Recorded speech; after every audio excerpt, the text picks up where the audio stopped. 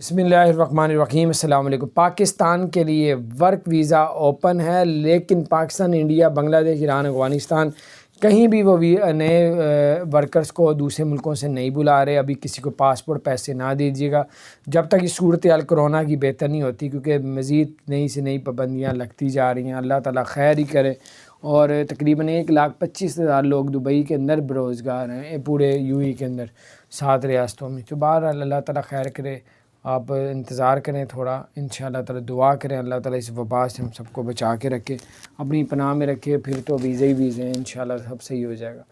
تو اللہ تعالیٰ محنت کریں، اگر پاکستان میں نہیں جا پا رہے تو یہاں پہ کوئی چھوٹا موٹا کاروبار کریں، کوئی کپڑے کا، گارمنٹس وغیرہ کا، شرٹس وغیرہ کا کر لیں کوئی، تو انشاءاللہ چلے گا۔ اللہ پاک آپ لوگوں کو کامیاب کرے۔ باقی لوگوں سے بھی مشورہ کریں جو گارمنٹس کا کام کرتے ہیں۔ السلام علیکم ورحمۃ اللہ وبرکاتہ۔